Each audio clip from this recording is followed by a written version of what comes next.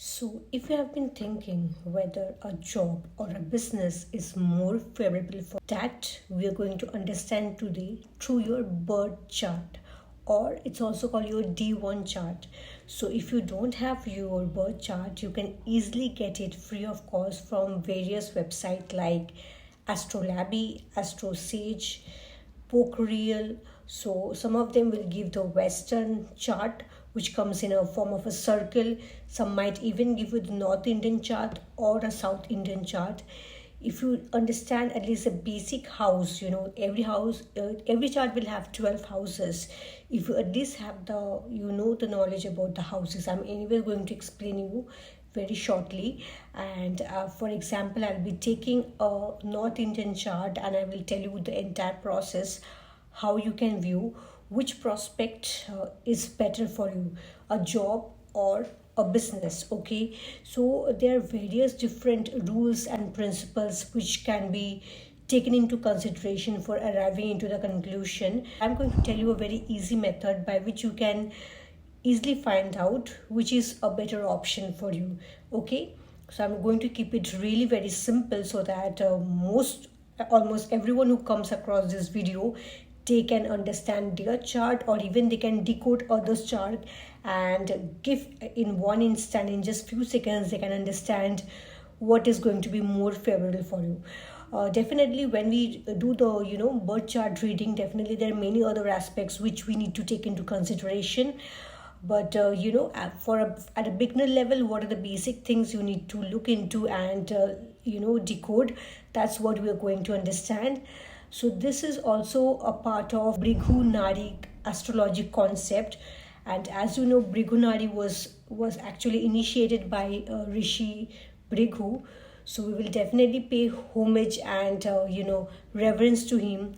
And if some of you already know that Guru Sukaracharya, or who is also represented as Venus in our birth chart, is his own son. It's said in the Vedic that Rishi Bhrigu's son is Guru Sukaracharya or Venus. And since it's related to our profession or our career, so Saturn is known as the karka of our career or our profession. So we will keep all of these beautiful planets in our birth chart as well as Rishi Bhrigu in our reverence and honor before we start this video.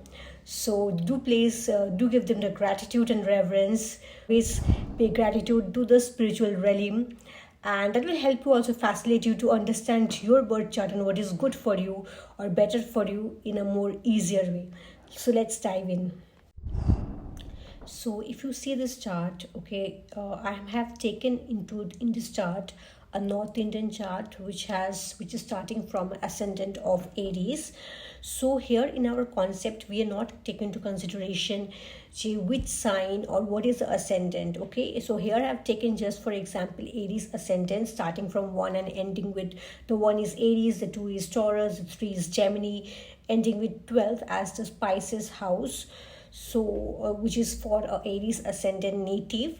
But here sign don't really matter. Okay, you just need to know your house, and you have to also know in which house Saturn planet is placed in. So if you see in this chart, in the 10th house or in the sign of Capricorn, Saturn is placed. And if you see just beside Saturn or in the same house, Mercury is also placed. So Mercury is the karka or the lord of business. Okay, so business means what? The one who already have good communication skills, good entrepreneur skills, good marketing skills, all these things which can combine and make a person more appealing or more prospective towards any business related scenario. So if Saturn and Mercury is already conjunct or they are placed in the same house, it is considered good prospect to start a business or to do a business. In case in your chart they are not in conjunct, but Saturn and Mercury is placed in trine with each other. So what exactly is trine? So if you see Saturn here is in the 10th house. So if Mercury was placed in second house or on 6th house, so they'll be forming a trine with Saturn. Okay, and if that is the case, it is also considered a strong implication for business or business prospect. Let's say similarly, if Saturn was placed on the first house or in the ascendant sign, and if Mercury was similarly placed in either the 5th house or the 9th house, again Saturn makes a trine or a triangle. Okay, so that is also a very good prospect for an individual to go into a entrepreneurship or start any kind of business.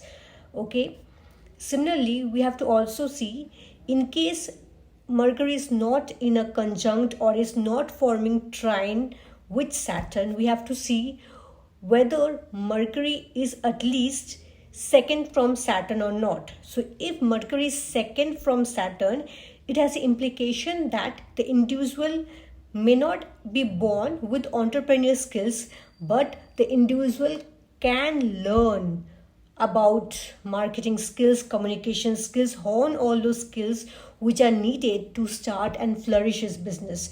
And if he does that, he can definitely be successful entrepreneur. So this is what is seen. Also, another important thing we have to also see is that, let's say Mercury is at lower degree and Saturn is at higher degree, whether they're in conjunction or they're forming a trine. So if Mercury is in lower degree and let's say Saturn is at 10 degree and Mercury is in 5 degree, so it means the Saturn is already taking some essence and quality of Mercury and then moving forward. So in this case, the individual or the native already has attributes of an entrepreneur or have a business mindset which will propel him to expedite and have his own business. But in case Saturn has, the lower degree, or let's say Saturn is at 5 degree and Mercury is at 10 degree, it means the individual need to learn those traits, those skills, so that he can grow and flourish his business. So I hope you got a fair idea about what are the things to look into in a native's chart to determine whether he has a good prospect for business or not. Okay, and this is just very basic thing where we check firstly whether Mercury is in conjunct with Saturn or not. Secondly, we check whether Mercury is in trine with Saturn or not, and then we also check the degree of Mercury with Saturn to arrive at the conclusion. Discuss about the original place of Saturn and Mercury in the birth chart.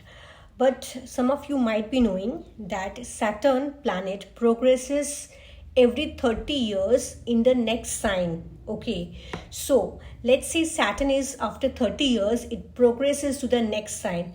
So in our chart, Saturn was initially at Capricorn, and let's say it now moves on to Aquarius. So maybe initially in an individual's chart, Saturn was not making any conjunction with Mercury, or it was not making neither any trine with Mercury. But after Saturn progressed into Aquarius or into the next house, it is now making a conjunction or it is making a trine with Mercury. It means that the individual or the native in the second half of his life will go through a major change in his career, and if they're forming a conjunct or a trine now with Mercury, it is a good prospect to start a business in the second half. And that's why you will see a lot of people after between 25 to 35 years, they go through some kind of change in their profession or their career. Some of them might be were on job, but now suddenly they are now having more of business ideas are flowing in, and now they want to start their business journey. A lot of transformations happen, or the support which initially in the first half of the year they were not receiving, now they are receiving, and that's why they now in the second half might have better chance to be an entrepreneur. So this is also important thing to look into in an individual's chart. Now coming to the next point, what if Saturn is retrograde in your birth chart? If you see a retrograde Saturn is not at all a problem. if Saturn is retrograde, that means the second half, if Saturn is retrograde in your chart, Saturn won't be moving forward. Saturn will be moving in the backward in the next house. So let's say Saturn was in the sign of Capricorn. Now it will be moving backward in the sign of Scorpio. Okay, which is the 8th house for Aries ascendant. So you can see if your chart is with any other ascendant, you can similarly see which house it goes the next. Now, even if it's going back, now also you can again check what is the new combination it is making in terms of trine, or whether it is again conjunct with Mercury or not in case of retrograde Saturn.